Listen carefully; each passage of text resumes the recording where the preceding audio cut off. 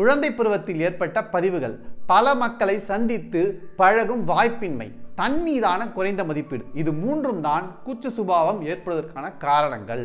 அதிலிருந்து வெளிவருவது எப்படி என்பதை நாம் சென்ற காணொளியில் பார்த்தோம். இன்றைக்கு நாம் காணவிருப்பது என்னன்னு பார்த்தீங்கன்னா, வேறு சில சிந்தனைகள். இந்த சிந்தனைகளை நாம் சிந்திக்க சிந்திக்க இந்த கூச்ச சுபாவம் என்கின்ற ஒரு பழக்கத்திலிருந்து நாம் நிச்சயமாக வெளிவர முடியும். சரி, முதல் விஷயம் என்னன்னு பார்த்தீங்கன்னா, அனைவருக்குமே தெரிந்த ஒரு திரைப்பட வசனத்தை சொல்லி அந்த கருத்தை சிந்திப்போம். அந்த வசனம் என்னன்னு பார்த்தீங்கன்னா, நான் ஒரு தடவை முடிவு பண்ணிட்டேன்னா என் பேச்சை நானே கேட்க மாட்டேன். இந்த வசனத்தை எல்லாரும் கேட்டிருப்பீங்க. இந்த வசனத்தை நாம கூச்ச சுபாவத்தை விளக்குவதற்கு பயன்படுத்த முடியும். எப்படின்னு கேட்குறீங்களா? அதாவது ஒவ்வொரு மனிதனுமே நேர்மறை எண்ணம், எதிர்மறை எண்ணம் இரண்டுமே உதித்து கொண்டே தான் இருக்கும். அப்படி உதிக்கும் பொழுது அந்த எதிர்மறை எண்ணத்தை பார்த்து சொல்ல வேண்டிய வசனம் தான் இது. நான் ஒரு தடவை முடிவு பண்ணிட்டேன்னா என் பேச்சை நானே கேட்க மாட்டேன் அப்படின்ட்டு. அப்போ அந்த எதிர்மறை எண்ணத்தை நாம் கேட்கலை அப்படின்னா நாம் இந்த நேர்மறை எண்ணத்தோட மிகவும் தொடர்பு கொள்வோம். அப்படி தொடர்பு கொள்ளும் பொழுது நிச்சயமாக நம் வாழ்வில் வெற்றி தான். ஒரு எளிமையான உதாரணம் சொல்கிறேன். ஒவ்வொரு நாள் நம்ம காலையில் எழுந்திருக்கும் போது நான் பயன்படுத்துகிற உத்தி என்னன்னு பார்த்தீங்கன்னா, காலையில் படுக்கை விட்டு எழுந்திருக்கும் பொழுது அந்த போர்வை இருக்கு இல்லையா, அந்த போர்வையை அழகாக மடித்து ஒரு ஓரமாக வச்சுருவேன்.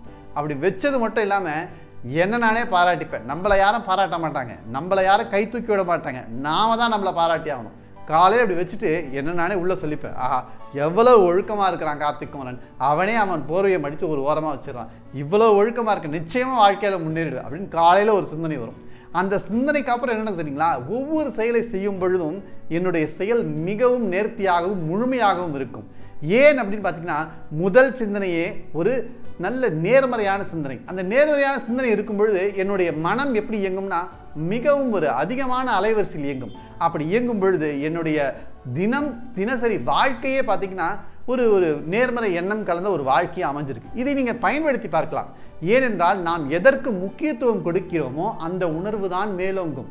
நீங்கள் ஒரு சோகமாக உட்காந்துக்கிட்டு இருக்கீங்க, உங்களுக்கு சோகமான எண்ணங்கள் வந்துக்கிட்டு இருக்கு அப்படின்னா உங்களுடைய முழு கவனத்தையும் அதில் செலுத்தி பாருங்கள். உங்களுக்கு நடப்பது எல்லாமே சோகமாக தான் இருக்கும். உங்களுக்கு சாதாரணமாக ஒரு பயணச்சீட்டை கிழிச்சு கொடுத்தா கூட, எனக்கு பார்த்தியா இவன் கிழிச்சு கொடுத்துட்டா, நீங்கள் அவர் மேலே சண்டை கூட போவீங்க. ஏன்னா உங்களுடைய பார்வை அப்படி இருக்குது. ஆக நம்முடைய பார்வையை மாற்றிக்கொள்ள வேண்டும். நம்முடைய கவனம் நேர்மறையான எண்ணத்தில் இருக்கணும். இன்னும் ஒரு எளிமையான உதாரணம் சொன்னால் உங்களுக்கு இன்னும் அழகாக புரியும். எத்தனை பேர் மகிழுந்து ஓட்ட கற்றுக்கிட்டு இருக்கீங்க? மகிழுந்து புரியலையா? சிற்றுந்து, சீருந்து, சரி.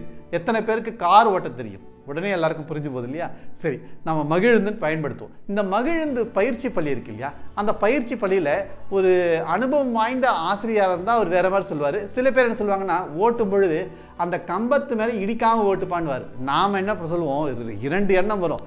நான் போய் இது நேராக கம்பத்தில் தான் மோத போகிறேன் அப்படின்னு நம்ம உள்ளுக்குள்ளே முடிவு பண்ணுறோம். அதுக்கு ஏற்ற மாதிரியே நம்ம போய் நேராக அந்த கம்பத்தில் போய் ஒரு முட்டுவோம். இதுவே ஒரு அனுபவம் வாய்ந்த பயிற்சியாளராக இருந்தால் சொல்லுவார், நீ சாலையை பார்த்து போ, நிச்சயமாக நீ நல்லா ஓட்டுவ, நான் பார்த்துக்கிறேன் அப்படின்ட்டு ஒரு எளிமையான வாக்கியத்தை சொல்லுவார். நாமும் தைரியமாக ஓட்டுவோம். ஆக அந்த மனிதர் அந்த கம்பத்தில் போயிடுச்சிருக்க காரணம் என்னன்னு பார்த்தீங்கன்னா, இரண்டு எண்ணங்கள் இருக்குது. அதில் எதிர்மறை எண்ணத்திற்கு மிகவும் கவனம் செலுத்தினார். அந்த கவனத்தினால் என்னாச்சுன்னா அவர் அந்த செயலையும் செஞ்சிட்டார். இது போல தான் நாம் ஒரு மிகப்பெரிய பொது நிகழ்ச்சியில் கலந்துக்க போகிறோம், அல்லது ஒரு மிகப்பெரிய நிகழ்ச்சியில் கலந்துக்க போகிறோம், ஒரு வீட்டு நிகழ்ச்சியில் கலந்துக்க போகிறோம். எல்லா இடத்துலையும் கலந்துக்கும் பொழுது நமக்கு உள்ளிருந்து இரண்டு சத்தங்கள் எழும். நேர்மறை சத்தம் ஒன்று, எதிர்மறை சத்தம் ஒன்று. நீங்கள் போகும்போதே அந்த எதிர்மறை சத்தம் சொல்லும், உன்னை பார்த்து எல்லாரும் கிண்டல் பண்ண போகிறாங்க, உன்னை பார்த்து எல்லாரும் கேலி செய்ய போகிறாங்க, உன்னை பார்த்து எல்லாரும் உன்னை திட்ட போகிறாங்க, இப்படி ஏகப்பட்ட எண்ணம் வரும். இன்னும் ஒரு பக்கம் ஒரு எண்ணம் வரும், நான் நல்லா பழக போகிறேன், நான் எல்லாருக்கிட்டையும் சிரித்து பேச போகிறேன், எல்லாரும் என்கிட்டையும் அழகாக பழக போகிறாங்க, நிச்சயமாக நான் வாழ்க்கையை மகிழ்ச்சியாக. இந்த இரண்டு எண்ணங்களுமே, அந்த இரண்டு எண்ணங்களில் எந்த எண்ணங்களை நீங்கள் கவனிக்கிறீர்கள் முக்கியம். நல்லா தெரிஞ்சுக்கிங்க, இது எல்லாமே நமக்கு உள்ளே எழக்கூடிய எண்ணங்கள். இதை கவனிக்கக்கூடிய ஆளே வேற. அதனால்தான் உங்களுக்கு உங்கள் எண்ணத்தின்படி உங்கள் வாழ்க்கை அமைவதற்கான காரணம் இதுதான். ஆக இந்த இரண்டு எண்ணங்களில் நீங்கள் நேர்மறை எண்ணங்களுக்கு தீனி போடுங்க. அப்படி தீனி போடும்போது என்ன ஆகுன்னு பார்த்தீங்கன்னா, உங்களுடைய வாழ்க்கை ஒரு இணைப்பு போல தான். அதாவது அந்த சங்கிலி தொடர் போல இந்த நேர்மறை எண்ணங்கள் இன்னொரு நேர்மறை எண்ணங்கள் போயிட்டு தொடும், அது இன்னொரு நேர்மறை எண்ணம் தொடும். இப்படி தொட உங்களுடைய சங்கிலி உறுதியாக நாம் அந்த கூச்ச சுபாவத்திலிருந்து வெளிவருவோம். ஏன்னா இந்த நேர்மறை எண்ணங்கள் என்ன சொல்லுன்னா, நன்றாக பழகச் சொல்லும், நன்றாக சிரிக்க சொல்லும், நன்றாக நடக்க சொல்லும், நன்றாக ஒரு நட்பு வட்டத்தை அமைக்க சொல்லும். நீங்கள் வந்து என்னென்னா ஒரு மிகப்பெரிய ஒரு பாசிட்டிவ் மேன், ஒரு நேர்மறை எண்ணம் கொண்ட மனிதராக அந்த கூட்டத்தில் திகழ்வதற்கு வாய்ப்பு இருக்குது. இதன் மூலமாக உங்களுக்கு பயமும் பதற்றமும் குறையும். அந்த பயமும் பதற்றமும் குறைஞ்சிச்சினாலே நீங்கள் வந்து பாதி கடல் தாண்டிட்டீங்க. மீதி அனைத்துமே எளிதாக தாண்டி விடலாம். உங்களுக்கான தன்னம்பிக்கை கூடும். நீங்கள் பேசும் பொழுதே ஒரு அழகான உங்கள் வாயிலிருந்து வார்த்தைகள் வந்து விழும். இதற்கெல்லாம் வரணும் அப்படின்னா நமக்குள்ளே நடக்குது இல்லையா அந்த 2 சத்தங்கள், என் பேச்சை நானே கேட்க மாட்டேன்னு சொல்ல வேண்டிய இடம் எது தெரியுமா? நமக்குள்ளே வரக்கூடிய அந்த எதிர்மறை எண்ணங்க கிட்ட சொல்லணும். உன் பேச்சை நான் கேட்கவே மாட்டேன், நான் முடிவு பண்ணிட்டேன் அப்படின்னு நீங்கள் உறுதியாக சொல்லுங்கள். நிச்சயமாக நாம் கூச்ச சுபாவத்திலிருந்து எளிதாக வெளிவரலாம். அடுத்து நாம் சிந்திக்க போகிற விஷயம் என்னென்று பார்க்கறதுக்கு முன்னாடி ஒரு திரைப்பட வசனத்தை பார்ப்போம்.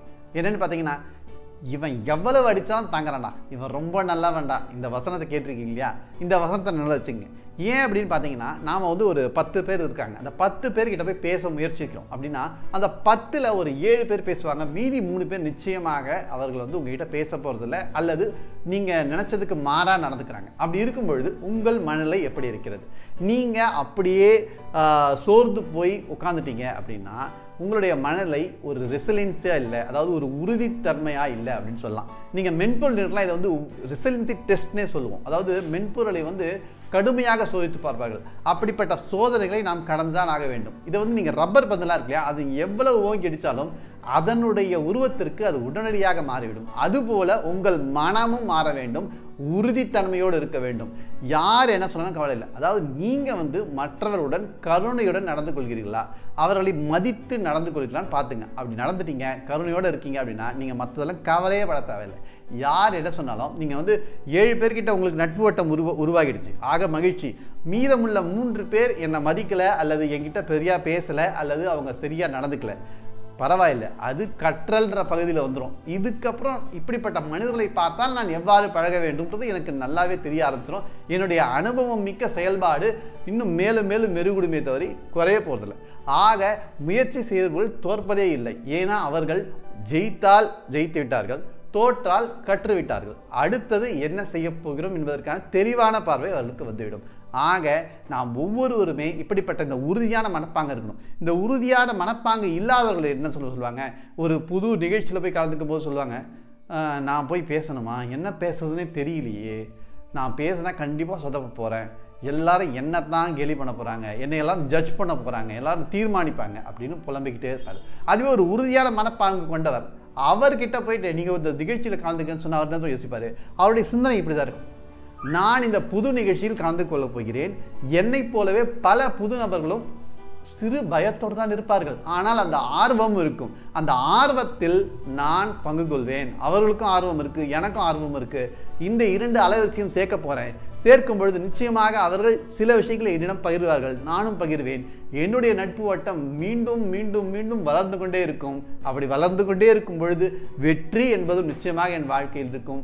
கூச்ச சுபாவத்திலிருந்து நான் நிச்சயமாக வெளிவருவேன் அப்படின்னு தனக்குள்ளேயே பேசிவிட்டு அவர்கள் அந்த செயல்களை செய்தும் காட்டுவார்கள். ஆக தோழர்களே, நாம் அனைவரும் மன வலிமை அப்படின்றத கொள்ள வேண்டும். அந்த மன வலிமை கொள்வதற்கு நிச்சயமாக நாம் சில நிராகரிப்புகளை ஏற்றுக்கொள்ளதான் ஆக வேண்டும். சில நிராகரிச்சாங்கன்னா நான் ஒன்றும் குறைஞ்சு போயிட போகிறதில்ல. ஒருத்தர் உங்களை வந்து சொல்லிட்டாரு, அல்லது ஒருத்தர் வந்து உங்ககிட்ட பேசலை, ஒருத்தர் உங்களை வந்து மதிக்கலை அப்படின்னா நீங்கள் எந்த விதத்திலும் குறைந்துவிட போவதில்லை. உங்களுக்கான அனுபவங்கள் ஏறப்போகிறது. அது வந்து ஒரு நல்ல அனுபவமாக இருந்தாலும் சரி, கெட்ட அனுபவம் சரி, அது அனுபவம். அந்த அனுபவத்தின் மூலமாக நிச்சயமாக நம் வாழ்க்கை முன்னேறி கொண்டே தான் போகிறது ஒழிய கீழே இறங்க போகிறது கிடையாது. இதுவே நீங்கள் கூச்ச சுபாவம் எனக்கு இருக்குது, நான் பேசவே போகிறதில்லன்னு முடிவு பண்ணிங்கன்னா உங்களுக்கு எந்தவித அனுபவம் நிகழாது. வாழ்க்கையில் எந்தவித அனுபவம் நிகழாமல் இருப்பது மிகப்பெரிய குற்றம். நீங்கள் ஏதாவது ஒருத்தர் அனுபவிச்சே ஆகணும். அது நல்லதாக இருந்தாலும் கெட்டதாக அனுபவிச்சிங்கன்னா அதற்கு பிறகு உங்களுக்கான கற்றல் ஏறிக்கொண்டே இருக்கும். நமது வாழ்க்கை சிறந்து கொண்டே இருக்கும். நம் வாழ்க்கையில் எப்பொழுதும் வெற்றி என்பது நிச்சயமாக இருக்கும். ஆக தோழர்களே, அனைவரும் மன வலிமை கொள்ளுங்கள். இது கூச்ச சுபாவத்திலிருந்து வெளிவதற்கான ஒரு எளிய உத்தி. அடுத்ததாக நாம் சிந்திக்க போகிற செய்தியை பார்க்கறதுக்கு முன்னாடி நாம் வந்து ஒரு திரைப்பட பாடலை சிந்திப்போம். மாபெரும் சபைதனில் நீ நடந்தால் உனக்கு மாலைகள் விழ வேண்டும். இந்த பாடலை கேட்டிருப்பீங்க. இந்த பாடலை கேட்ட உடனே பல பேர் தவறாக புரிஞ்சுட்டாங்க. அவர் சொன்னது என்னென்னா, ஒரு சபையில் நீ நடக்கிறன்னா உன்னை எல்லாரும் மாலை போட்டு வரவேற்கிறது பெரிய ஆள் ஆகுப்பா அப்படின்னு சொல்கிறார். இது வந்து ஒரு தன்னம்பிக்கை ஊட்டக்கூடிய பாடல்.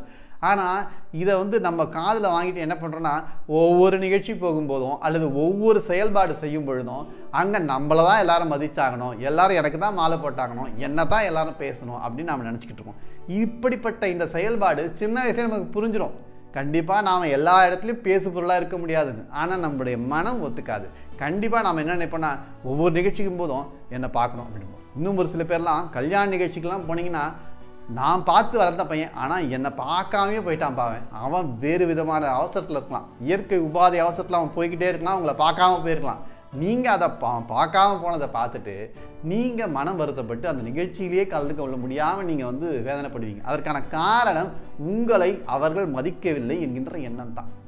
இந்த எண்ணத்தை நாம் நிச்சயமாக விட்டொழிய வேண்டும். நாமே எல்லா இடத்திலும் பேசு பொருளாக இருக்க முடியாது. அதே போல் என்றுமே நிலைத்து நாம் பேசு பொருளாக இருக்கணும்னு நினச்சிங்கன்னா ஒரே விஷயம் செய்யலாம். நீங்கள் எல்லாருக்கும் நல்லது செஞ்சுக்கிட்டே இருங்க. அப்படி இருந்தீங்கன்னா நீங்கள் தான் பேசு பொருளாக இருப்பீங்க. ஆனால் அதுவும் கூட ஒரு சில காலங்கள் மட்டும்தான். ஒரு சில காலம் தாண்டி அதை நினைப்பதுன்றது கிடையாது. இந்த குணம் இருக்கிறவர்களுக்கு வாழ்க்கை முழுக்க ஒரு உரசல் இருந்துக்கிட்டே இருக்கும். அதாவது இந்த ஈகோ, தன்முனைப்பு, இந்த தன்முனைப்பும் இந்த வெளி உலகத்துக்கும் எப்பொழுதுமே ஒரு சண்டை நடந்துக்கிட்டே இருக்கும். ஏன்னா இந்த ஈகோ சொல்லும், தன்முனைப்பு என்னை மதிக்கணும்னு சொல்லும். வெளி உலகம் அது தன் வேலையை பார்த்துக்கிட்டே இருக்கும். அப்படி இருக்கும் பொழுது இந்த உரசல் மூலமாக இந்த மனிதன் சாகும் தருவாய் வரை ஒரு பிரச்சனையிலேயே இருந்துக்கிட்டு இருப்பான். நம்மளை இவர் மதிக்கலையே, அவர் மதிக்கலையே, இவங்க பேசலையே, அவங்க பேசலையே அப்படின்ட்டு ஒரு தன்னைத்தானே ஒரு வேதனைப்படுத்தி கொண்டிருப்பான். நீங்கள் இந்த விஷயத்தை மட்டும் உணர்ந்து பாருங்கள். நிச்சயமாக இது ஒரு மிகப்பெரிய ஒரு ஆறுதலை தரும். உங்களுடைய வேலை என்ன? கருணையுடன் அனைவருடன் பேசினீர்களா? அவ்வளவுதான். மற்றபடி அவங்க மதிக்கிறாங்க மதிக்கலான்றதை நீங்கள் உள்ளே போட்டு ஒரு சண்டையை நடத்திக்கிட்டு இருந்தீங்கன்னா நிச்சயமாக அந்த சண்டையே உங்களுக்குள்ள ஒரு நெருக்கத்தை கொடுக்கும். அந்த நெருக்கம் ஒரு பயத்தை கொடுக்கும். அந்த பயம் ஒரு பதற்றத்தை கொடுக்கும். உங்களை சோகத்தில் ஆட்டும். உங்கள் முகம் சோர்வுபடும். உங்கள் முகம் சோர்வுபட்டால் நிச்சயமாக அருகில் இருப்பதுடன் நீங்கள் எரிந்து விழுவீர்களே தவிர சிரித்து பேச மாட்டீங்க. அப்படி இருக்கும்பொழுது கூச்ச சுபாவம் போகணும்னு ஆசைப்பட்டீங்க அப்படின்னா நாம் செய்ய வேண்டிய முதல் விஷயம் என்னென்னா இந்த எண்ணத்தை நாம் அகற்ற வேண்டும். அதாவது நாம் தான் பேசுபொருளாக இருக்க வேண்டும்ன்ற எண்ணத்தை அகற்றிவிடலாம். அப்படி அகற்றிவிட்டோமானால் நிச்சயமாக நாம் கூச்ச சுபாவத்திலிருந்து எளிதில் வெளிவரலாம். அனைவருமே கூச்ச சுபாவத்திலிருந்து வெளிவர வேண்டும், வாழ்க்கையில் வெற்றி பெற வேண்டும் என்பது என் ஆசை. இது போன்ற அருமையான காணொளிகளுக்கு கார்த்திக் குமரன் இம்ப்ரெஷன் சேனலை சப்ஸ்கிரைப் செய்யுங்கள். நன்றி, வணக்கம்.